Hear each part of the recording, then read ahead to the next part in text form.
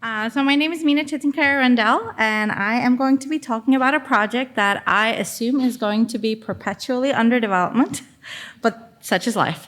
I teach, so everything is always under development, nothing ever ends. So there are a few questions that keep me up at night, and one of them is, what should my students learn? Another is, how will my students learn best? And another is, what tools will enhance my students' learning? So if I actually think about this, I'm thinking about content, pedagogy, and infrastructure. So when I think about course materials, I feel like these three things kind of need to come together. So the project that I'm going to talk about basically brings these together, and it's called Data Science in a Box. And what it is on the back end, it's a GitHub repository that has everything that you might need to run an introductory data science course that you teach with R. For a semester-long course, all right? And so when I say everything, I'll go through what I mean by everything in a second. So that's on the back end. And on the front end, there's a website for it. So I realized that actually, as much as I use GitHub, I don't really fancy browsing through people's GitHub repositories all that much. It takes a little bit of cognitive load to figure out where they put things. So the website is supposed to, introduce you to the kind of the design principles behind what's there. And then when it actually comes time to, you're thinking, all right, I kind of like where this is going. I'd like to see what the course slides look like. You can then dip into the repository to get our markdown files of the slides and whatnot. So who is the audience for this project? I think there are three personas that this project serves. One of them is perhaps someone who can say, I've been teaching with R for a while, but I want to update my teaching materials. Another one could be that someone who's new to teaching with R, and they actually need to build up their own teaching materials.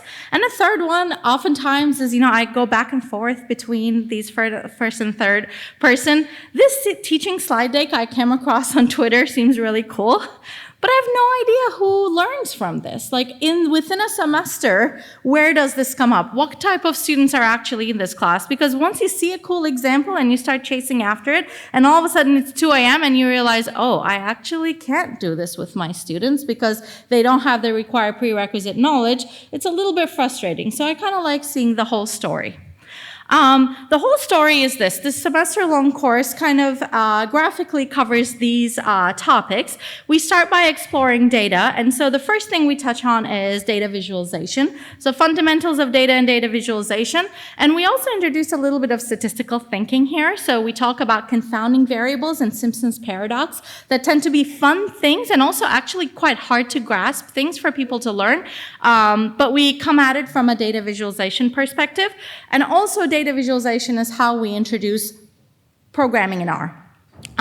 So we introduce here R in RStudio and R Markdown and a little bit of simple Git. So in this class, every single assignment gets turned in as a GitHub repository, kind of in the structure that Colin was talking about earlier. So initially, we do a light introduction to the students individually pushing to some repositories we've set up for them.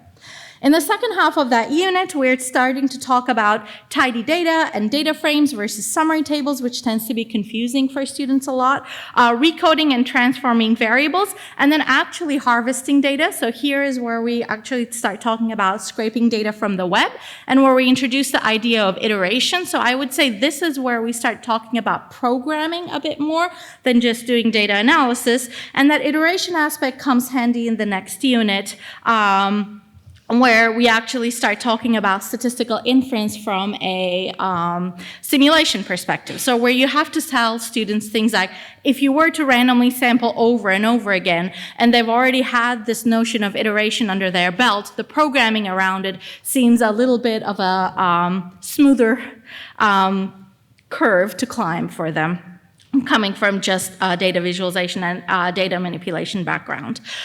Building and selecting models, visualizing interactions, a little bit of prediction and model validation, just a hint of things like down the line, you might want to learn about machine learning. That's the level at which we're doing logistic regression in this class, for example, is what happens in this more statistical unit. And then I try to leave about 1 or 2 weeks at the end of the semester where students are working on their open-ended projects and where I get to call this my playground. A great way, I would say, to learn something new as an educator is to put it on your syllabus, because that day will come and you will have to learn it. So I, for example, prior to last year, didn't know much text analysis. I put it on there, and then we learned about it. This is where we do a little bit of a little more formal treatment of data science ethics. That's something that is interwoven throughout the course, but we actually dedicate class time to discussing things like algorithmic bias and reading some newspaper articles about it. We also do Shiny. Students love doing something interactive and feeling a little bit more like they are programming real things, if you will. And also we focus a lot on their communication and dissemination, because the reason why we're doing these one-off topics here is that they're working on their group projects at the time. So in terms of the contents of this repo, so what is here? We have slide decks for an entire semester. So I was teaching in the US prior to this year, and that was a 15-week semester. So we get about 27 meeting times. So that's for the whole semester. 10 application exercises. That's weekly. Students are doing something interactive in class and teams. They also meet in a computing lab once a week. So there's the 10 computing labs for that. Homework assignments, along with some guidance about how to grade them. We have 2 take-home exams. I go back and forth on exams, but I've written some, so I've put them there along with the guidance for how I've approached the grading. I like seeing that from people when they talk about their own assessment, so I figured that's worthwhile to include. And also the one open-ended project assignment and some guidance on how we do both instructor evaluation and peer evaluation on it. In progress is the interactive tutorials with LearnR, and I'll talk a little bit more about that at the end. And so this is delivered to you as a website that you can go and browse today. There's a GitHub repository serving it in the back end, and there's a package that's in development where I'm collecting the data sets that are used. Actually, I don't use this package that regularly in the class when I'm teaching, because I am trying to teach students how to import an actual Excel file, for example, so that's what I distribute to them. But for the instructors, I think it's really helpful to have everything in one place and be able to do name of the data set and just see what the data frame looks like, and they can decide how they want to then distribute it to their own students. So it would be quite boring for me to browse through these 27 slide decks for you right now. So instead, what I figured I'll focus on in a little bit of time I have is the design principles behind it. So these are the 5 design principles that I try to keep in mind, and some of them refer to development, instructor-facing stuff, and some of them refer to what the students will see. So, and I love food analogies, and it's lunchtime, so I'm gonna make sure that you leave here very hungry. So if you were to bake a cake, which kitchen would you rather bake the cake in? One that's in shambles that you have to build first, or one where it's pretty much ready to go? I'm gonna guess this one. And so to me, what this means is if your students come to class and they have to start by installing software, well, they're in the shambles, okay? So what we want them to do is to have this ready-to-bake kitchen so that they can actually get to baking. So on the Data Science in a Box website, I have some extensive write-up about computing infrastructure. There's a bit about RStudio Cloud, using that as your computing infrastructure, but also alternative ways of setting up an RStudio server locally at your own institution. I would very strongly recommend that this is the way you get your students into things, but just that recommendation alone is often not enough. You or an IT professional needs to actually potentially think about this before the semester begins, so the write-up is meant to help you with that. The second question is, how do you prefer your cake recipes? Just the words or actually a picture? Those words, to me, as a baking newbie, mean nothing. I really want to see what things might actually look like. And to me, the analogy here is you should show the students what the end result is as well. So the design principle here is to start with cake. Give them the full analysis on day one. This is something you can get to if you have your computing infrastructure set up right in the first 10 or 15 minutes of the class. Give them a meaningful, somewhat complex data visualization. In this case, we're looking at voting patterns of a few countries I have some sort of affiliation to on various issues in the United Nations. So we give them an R Markdown document in an environment that we have tested ahead of time, and they just knit the document. They can talk to their friends about what they're seeing here. Turkey behaves very differently than the US. That usually makes sense to people on certain topics. So this starts a conversation, and we get them programming on day one. The programming they do is change Turkey to a different country and plot again. That's it. Now, that could mean a lot of work if I didn't actually give them the scaffolding. But really, I want them to focus on look at the code, find Turkey, and change it to something else. So if we actually look at the code here, all I want them to do is to be able to focus, zoom in, change the country, knit the document. And then they can talk to each other about what country they picked and why. Another one here is which motivates you more to learn how to cook?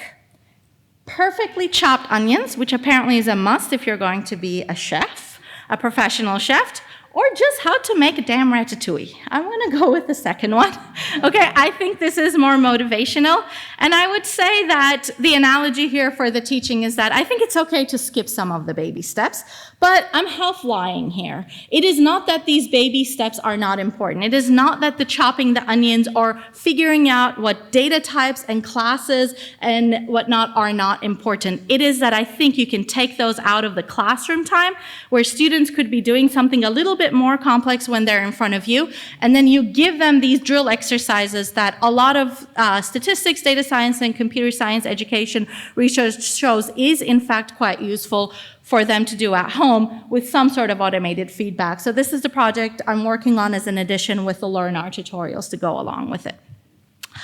The fourth one is, which is more likely to appeal to someone who has never tried broccoli? Raw broccoli or one where it's kind of hidden in yummy noodles? I think the hidden. If you disagree, well, I like the noodles.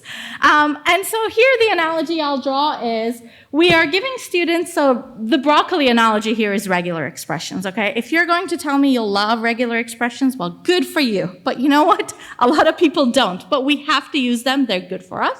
So instead of telling students that we're going to teach you regular expressions, what we tell them is we're going to do a little bit of web scraping. We're going to get you to a point where we won't tell you ahead of time, but you will need regular expressions. So teach them a little bit of web scraping, get them to scrape a table off the web. This is looking at some campaign donations in North Carolina. At this point, students have done some data visualization, and here we ask the students, if I want a faceted graph where I need things like the party affiliation of the candidate to appear as a column in my data frame, how could I get that information from the character string that's right here? That's where regular expression comes in. So we don't tell them we're doing regular expressions today. We just give them an example that motivates them to learn just enough to get through the process. And lastly, if you're already taking a baking class, which will be easier to venture onto? Doing some more desserts or a taco plate? Probably the desserts. And that's where I'll say leverage the ecosystem. So one of the things I've committed to, and I would strongly recommend if you are teaching something that you do as well, is live and breathe the thing you teach. So my students are learning to do things within the Tidyverse and Tidy Models framework, and every single one of their assignments is an R Markdown document that they work on. That's exactly how I do things for this class as well. Maybe not other projects in my life, but anything related to this class, I try to do that. If they are having to learn things in R, and it's new to them, I try to push myself to do things in R, even if it's new to me. So every single slide deck is done with an R package called SureEngine. The course website is done with BlogDown. Sometimes it doesn't work. I pull my hair out, but I try to tell myself that's probably how they're feeling. And the GH class package that Colin talked about is how we kind of build the infrastructure. So stay in the ecosystem. So in terms of your usage for something like this, you could use it in full to jumpstart your overhaul your teaching, or you can just take bits and pieces out of it to supplement your own teaching. Everything has a Creative Commons license, so all we ask, and I've also included in the repo some wording you can use when you are attributing these materials. It's not something that I ask that you put on every single slide. I think that's like distracting for students, but somewhere in your materials, attribute back. But these are all openly available for reuse. And in the future, one of my big issues that I am battling with right now as my class size grows is scalability. A lot of the materials here do require hand grading, so I'm working on more formative assessments and automated feedback and the peer review process, and also the assessment of the curriculum itself. There's a lot of, I know I enjoy this, I feel like my students enjoy it, but I think it's really important that as we teach this stuff, we don't just stick with the I feel things are going well, but actually take the methods that we have learned probably back in our PhD times and apply that to our own teaching. And I'd like to measure the reach and impact, so if you use the resources, I hope you'll do leave me some feedback. And I'll leave the links up here. Thank you very much, Mine. Questions? Over there.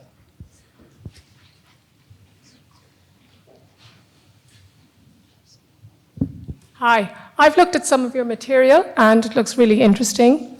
Now, it seems to me that your material is focused maybe at like a third-year student who already has some maths background, maybe some stats, some computing background. So we're looking to introduce some of these kind of topics, but to a large first-year class who have no background in any of those things, and the class size could be a few hundred. So what advice would you have to offer us? This course has absolutely no prereqs. I mean, when I say that, I guess it's a college course, but it has no mathematics or statistics prerequisite. So I've taught it to about 100 students at Duke. I'm about to embark on doing so in the UK this year. And it does not require any computing or statistics prerequisite. Now, so I would be curious, perhaps we can chat after, as to what about the materials prompted you to think otherwise, because I think that would be a good discussion to have. One more quick question. Okay, over here. Hi, I was just wondering, do you have do you have a book that goes with this, or it's completely book free? So I am working on a book that goes with this. So I work as part of the Open Intro project. So we publish introductory. So far, we've done statistics books, completely free and open source books.